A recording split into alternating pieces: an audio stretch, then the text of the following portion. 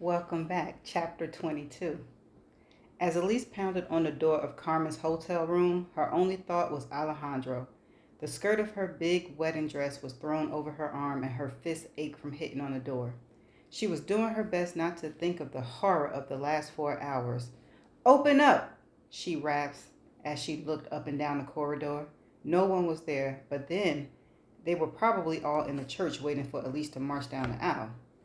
Just hours ago, she'd been sitting in a little library of that woman, Arita, doing as she'd been told, and thinking hard about the time she wanted to return to. When the silence continued, Elise opened her eyes, expecting to see Olivia and Kathy sitting beside her. Instead, she found herself in the big hotel suite her mother had booked for her to use for the wedding. Elise was sitting on a hashtag with her ghastly wedding dress spread out around her. It was like a silk cloud left over from a nuclear explosion. To her left was a full length mirror, and to her right were four of the six bridesmaids that her mother had chosen. They were the unattractive daughters of the two mothers' college friends. They're all rich and they'll help you in the future, her mother said when Elise protested them. As she glanced in the mirror, she saw the girls huddled together whispering. For a few moments, Elise was caught in a halfway point between then and now, and she could still feel the elation she had on her wedding day. She was going to marry Kent, the man of her dreams, and a side effect was that in doing so, she'd please everyone. She had a vision of both families smiling and sharing meals together. It was going to be heaven. But now, years later, she knew how wrong she'd been. Mary and Kent had brought her more under the control of the families and made her more unhappy. It had taken her a few moments to adjust to the transition, and she heard Kathy's voice in her head, telling her what she needed to do was run away. She sent a bridesmaid to get the limo driver to come to her. He said that yes, her bags for the honeymoon were in the trunk, and he'd been told to take the newly wed couple to a nearby hotel. There wasn't to be a honeymoon as Kent couldn't be away from work for so long. Elise gave the driver a check for 5 grand and told him that in about an hour she wanted him to drive just her to the airport. He smiled as if this kind of thing happened all the time, and she said he'd be glad to. She then booked a one-way flight to Bangor, Maine on her cell phone. After he left, her heart was pounding, but she was also exhilarating. She was going to do it. She looked at her left hand, no wedding ring. On impulse, she asked one of the girls where Carmen's room was, making it sound like she truly cared about the help. Cared enough to strangle her, she thought, but kept smiling. When the girls didn't giggle or exchange knowing looks, Elise was relieved. At least it didn't seem as though they knew about Kent and Carmen. It was only by accident that Elise found out that the limo driver had betrayed her. Just as she was about to leave for her triumphant scurry out of the church, one of the bridesmaids burst into the room saying that there had been a bomb threat. They all came to a halt. The girl had reached the conclusion that there was a bomb because Elise's father had called a security company and they'd come quick. There are men with guns standing in front of the church doors, and you should see the limo. There's a guard in the front seat and one in the back. And I just saw two more security men waiting for the elevator. I think they're coming up here. For a moment, Elise's heart seemed to stop. When it began again, it was in her throat. Think, she told herself. What would Olivia do? She wouldn't stand for this, Elise thought. She probably said she wasn't going to. Okay, Elise thought, I'm not Olivia and never will be. But she knew of one place where it was guaranteed that no one would look for her. Turning, she smiled at the bridesmaids and said that she'd like to be alone for a while. To pray, she added, knowing that would clear them out quickly. She closed the door behind them, waited about 2 minutes, then opened it and ran out. There were some hotel guests in the hall who oohed and awed at the bride in her big white dress. Elise grabbed about 40 pounds of the skirt and hit the stairs just as the elevator dinged.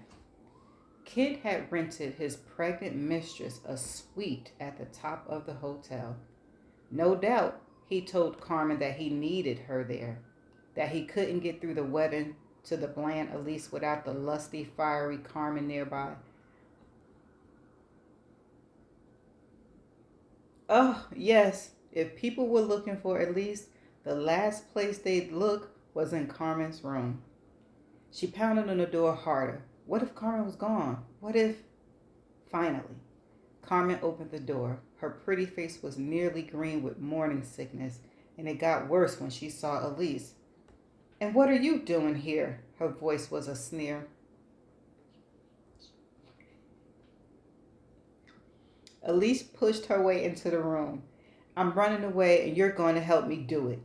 She shut the door behind her. I'm just the gardener's sister, Carmen said. I can't. Elise glared at Carmen's stomach.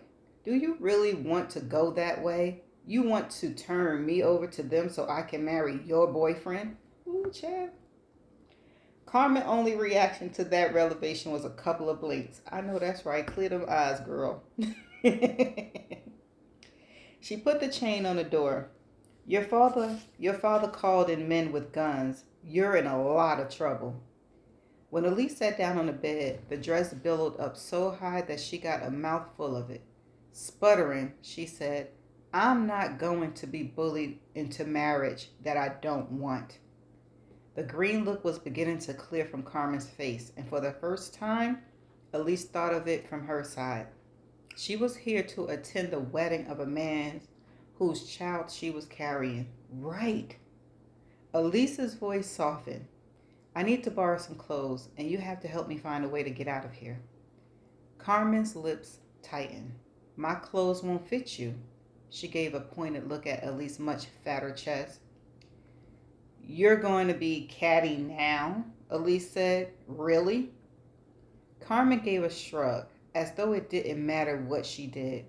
For a moment, they stared at each other. Then Carmen picked up her cell and called her brother. She told him, in Spanish, that he needed to come to the hotel right away, that it was an emergency. She listened, then hung up. My brother will be here soon, Carmen said. Neither her eyes nor her voice had softened. She was still looking at Elise as though she were the enemy. Not Kent, who played the women against each other, but Elise. Right, that part. She started to say she heard the call, but it dawned on Elise that this was years earlier. No one knew that she learned to speak Spanish, nor did anyone know that she and Alejandro were friends. The first time around, they didn't meet until after she was married. So, Diago is coming for me? She asked. No, he's out of town. My younger brother, Alejandro, will be here as soon as he can, but it'll be at least an hour. He's one of the men who's been working at your father's house for a month. She looked Elise up and down in contempt.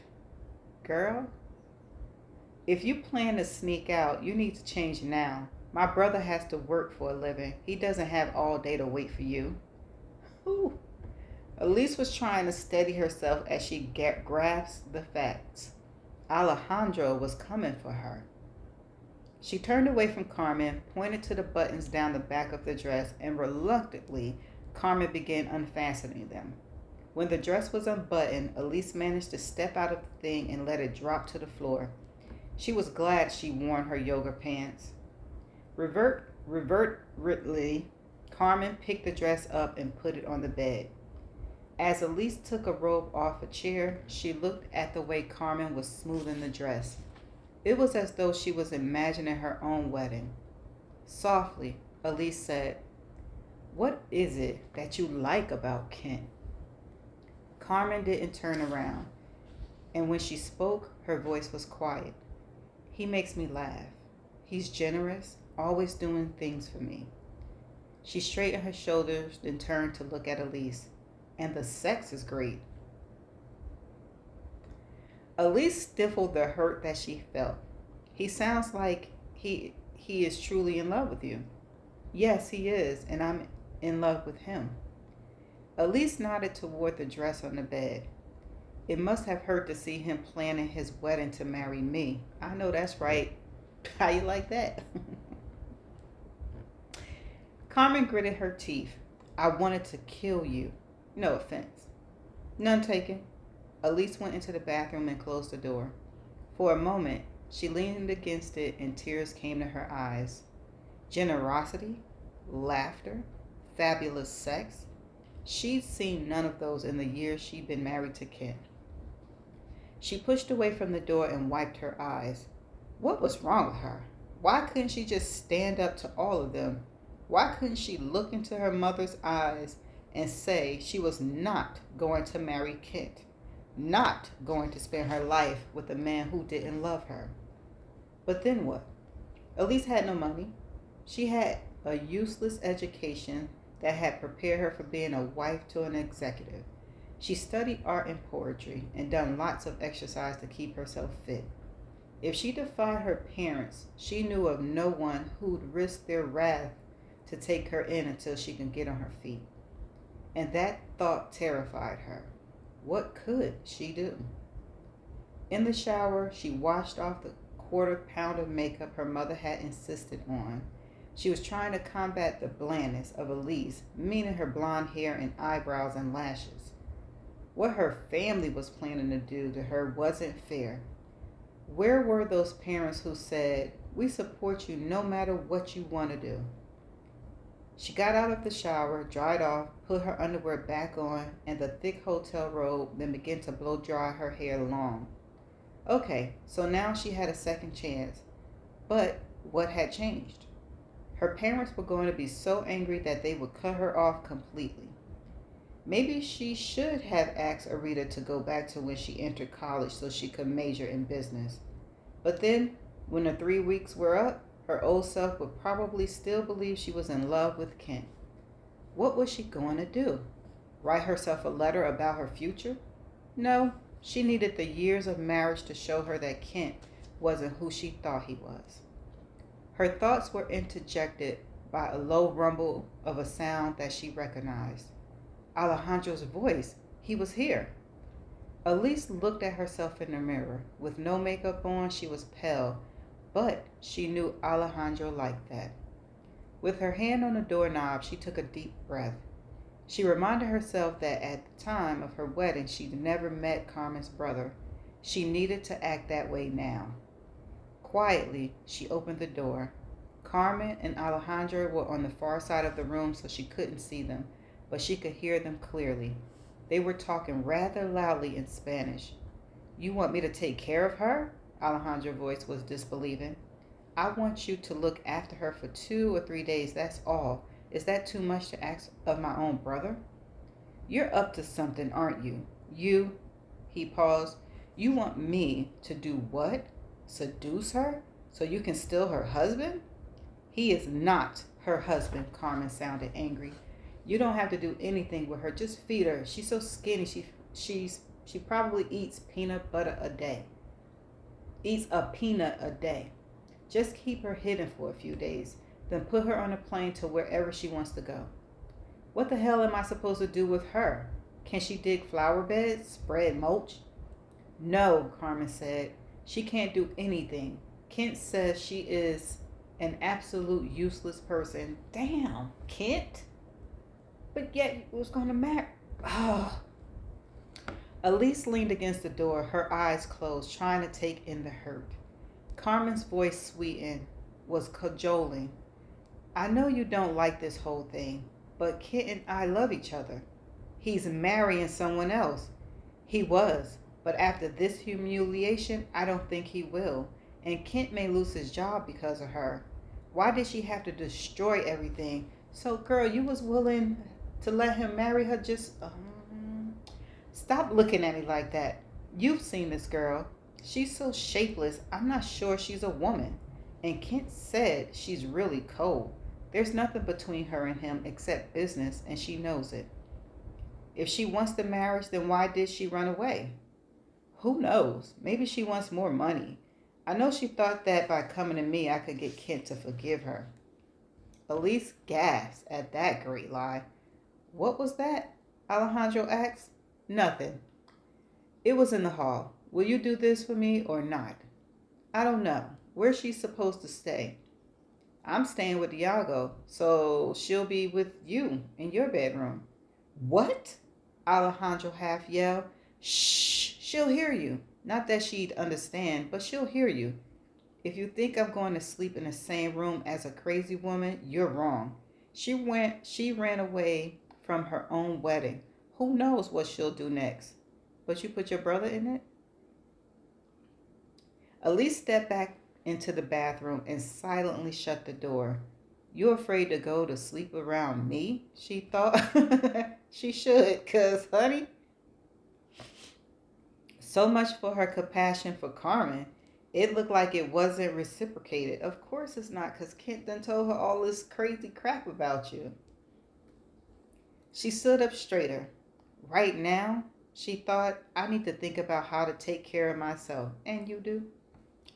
Since she's seen the extent of what her parents and Kit would do to her under control, she had to act wisely. She knew that if she showed herself to them now, she'd either marry Kent or be taken away to. She didn't like to think about that. She needed food and shelter until she could figure out what to do. Surely there was someone in her life who could help her. She just needed time to think about it all. Even if she could get to Warbrook, Maine, she didn't know if she'd find help there. It was years before she met Olivia and years before she got back together with Kent. One day at a time, she whispered. At the moment, she needed to take care of the necessities, like food and shelter, and the rest would have to follow. She opened the door again. Carmen and Alejandro were still arguing. You're sure she doesn't speak Spanish? He was saying. Absolutely, she's American. She can barely speak one language, certainly not two. And it's none of my business, but if I were you, I wouldn't let her know you speak English.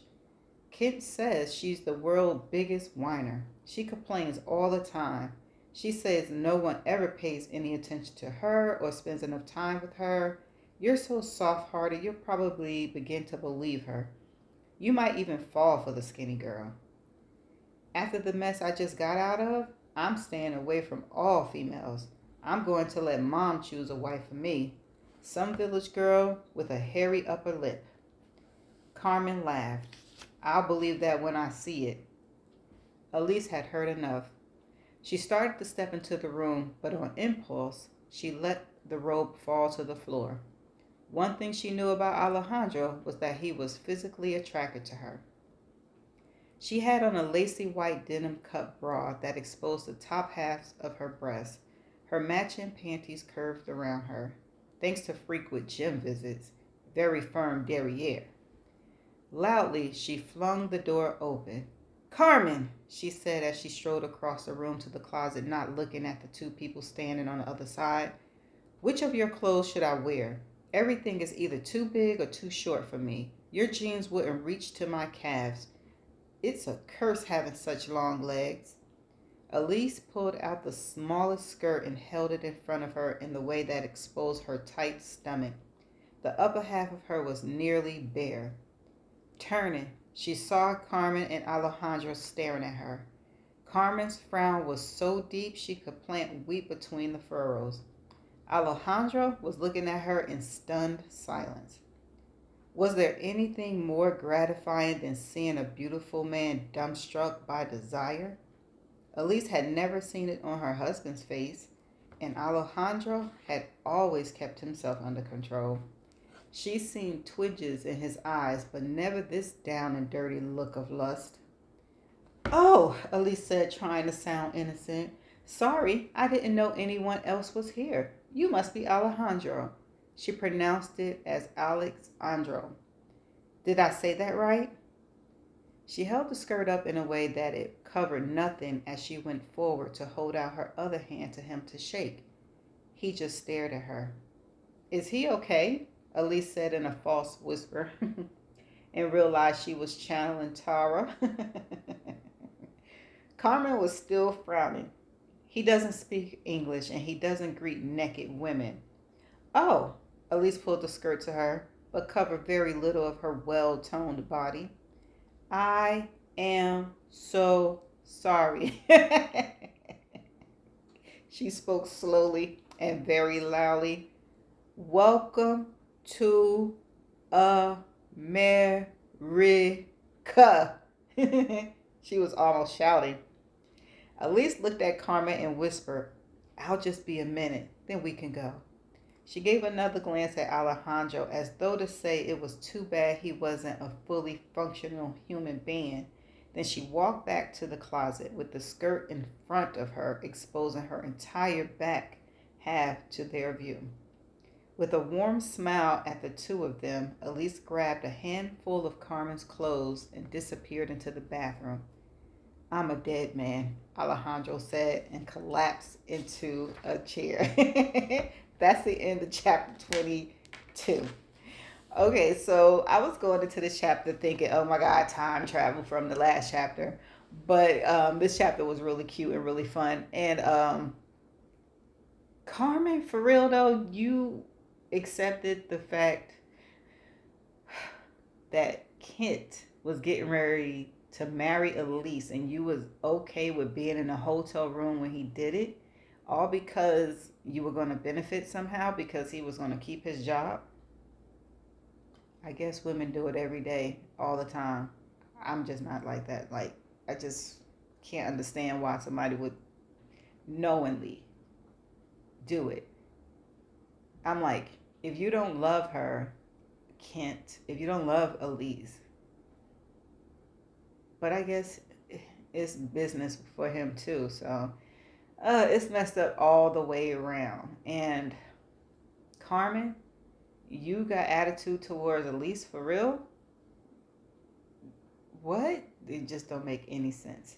But I like the fact that Elise came back and she was like, "Girl, I'm about to show you a couple of things," and it was a funny, cute chapter. So let's see what the next chapter bring. Who's going into time travel next?